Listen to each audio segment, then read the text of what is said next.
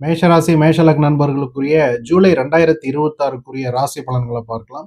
இந்த ஜூலை மாதத்துல பார்க்கும் பொழுது, உங்களுடைய ராசிநாதன் பார்த்தீங்கன்னா, உங்களுடைய வருமானம், தன குடும்ப வருமான வாக்குஸ்தானத்தில் அமர்வது உங்களுக்கு புதிய வழியில் எப்படி வருமானத்தை ஏற்படுத்துவது, அல்லது ஏற்கனவே இருக்கக்கூடிய வருமானத்தை எப்படி பெருக்குவது, இந்த மாதிரியான வழிகளில் புதிய திட்டங்களை சிந்திப்பதற்கு, அல்லது புதிய திட்டங்கள் ஏற்கனவே நீங்கள் போட்டு வைத்த திட்டங்கள் உங்களுக்கு மெட்டீரியலைஸ் ஆவதற்கான வாய்ப்புகள் எல்லாமே இந்த ஜூலை மாதத்தில் உங்களுக்கு அதற்கான வாய்ப்புகள் அமையும். மேலும் உங்களுடைய குடும்ப ஸ்தானாதிபதி சுக்கிர பகவான் ஏற்கனவே குரு உச்சம் பெற்ற குருவுடன் சேர்ந்திருப்பது உங்களுக்கு குடும்பத்தில் ஒரு நல்ல ஆதரவு, அல்லது இருந்த சிக்கல்கள், குடும்பத்தில் இருந்த சிக்கல்கள் கொஞ்சம் கொஞ்சமா தீர்வதற்கான அல்லது ஒரு தீர்வு கிடைப்பதற்கான, அது நல்லதா இருந்தாலும் சரி, கெட்டதா இருந்தாலும் சரி, ஏதாவது ஒரு வகையில ஒரு தீர்வு, ஒரு தீர்க்கமான முடிவெடுக்கக்கூடிய ஒரு தன்மைகள், இதெல்லாமே மேஷராசி என்பவர்களுக்கு குடும்பம் சம்பந்தப்பட்ட, உங்களுடைய வாழ்க்கை துணைவர் சம்பந்தப்பட்ட விஷயங்கள்ல, பார்ட்னர்ஷிப் பிசினஸ் சம்பந்தப்பட்ட விஷயங்கள்ல, உங்களுடைய நண்பர்களுடன் இருந்த பிரச்சனைகள் தீர்வதற்கான ஒரு சூழ்நிலை, இதெல்லாமே ஜூலை மாதத்துல மேஷராசி என்பவர்களுக்கு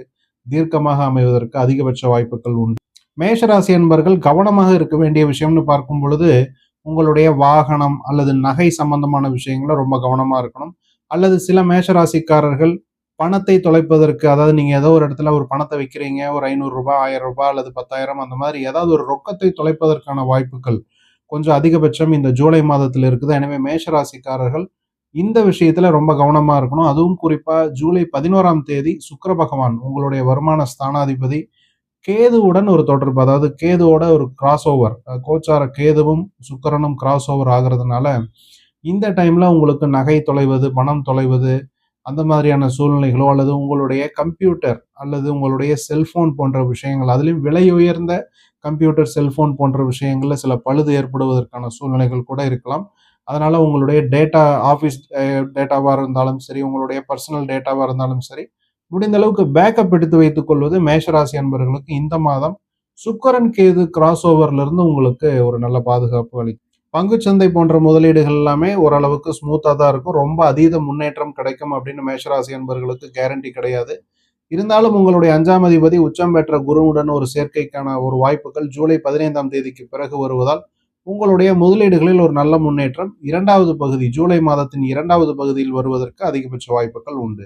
இடமாற்றம், வேலை மாற்றம் சம்பந்தமான விஷயங்கள்ல, அல்லது உங்களுடைய ஜாப்ல இருக்கக்கூடிய டிரான்ஸ்பர் போன்ற விஷயங்கள்ல ஒரு கடுமையான குழப்பம் நிலவக்கூடிய ஒரு சூழ்நிலை இந்த ஜூலை மாதம் மேஷராசி அன்பர்களுக்கு இருக்கும். ஏன்னா புதன் உங்களுடைய 3ஆம் அதிபதி வக்ரமாகி 4ஆம் இடத்திலிருந்து 3ஆம் இடத்துக்கு பிறகு வக்ர நிவர்த்தியாகி திருப்பியும் 4ஆம் இடத்துக்கு போறது, இந்த மாதிரியான பல நிகழ்வுகள் ஒரு ஷார்ட் பீரியட்லயே இந்த ஜூலை மாதத்துல நடக்கிறதுனால மேஷராசி அன்பர்களுக்கு கொஞ்சம் இந்த உத்தியோகம் சம்பந்தப்பட்ட, புதிய வேலை வாங்குதல் சம்பந்தப்பட்ட, டிரான்ஸ்பர் சம்பந்தமான விஷயங்கள ஒரு கடுமையான குழப்பம், நீங்க ஒண்ணு சொல்ல உங்க ஆபீஸ்ல இருக்கக்கூடியவங்க வேற மாதிரி அதை புரிஞ்சுக்கிட்டு ஒரு கடுமையான குழப்பம். அதனால இந்த மாதத்துல புதிய வேலை மாற்றம் சம்பந்தமான விஷயங்களை எதுவும் பெருசா இனிஷியேட் பண்ணாம கொஞ்சம் பொறுமையா இருந்து ஜூலை முடிஞ்சதுக்கு பிறகு ஆகஸ்ட் மாதங்கள்ல செய்து கொள்வது நல்லது. இவ்வளவு குழப்பங்கள் இருந்தாலும் சில மேஷராசி என்பவர்களுக்கு இன்சூரன்ஸ் சம்பந்தப்பட்ட வகைகள்ல சில வருமானங்கள், அல்லது எதிர்பார்க்காத வகையில திடீர்னு ஒரு வருமானம் உங்களை தேடி வருவது, அல்லது உங்களுடைய குடும்ப நபர்கள் மூலமாகவோ,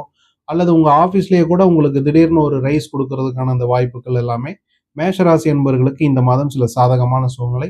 இதெல்லாமே திடீர்னு நடக்கும். அதனால அதை எதிர்பார்க்காம நீங்க உங்களுடைய வேலைகளை நீங்க ஃபோக்கஸ் பண்ணி செஞ்சுட்டு இருக்கும் பொழுது, நல்லது நடக்கும்போது அது கொஞ்சம் கூட சேர்த்தி வரும் அப்படின்னு மேஷராசி என்பவர்களுக்கு இந்த மாதம் தெய்வ அனுகூலம் பொருந்திய மாதம்னு தான் சொல்லணும். உங்களுடைய பாக்கியாதிபதி உச்ச பலத்துல 4ஆம் இடத்துல சஞ்சாரம் செய்வது அற்புதமான அமைப்பு.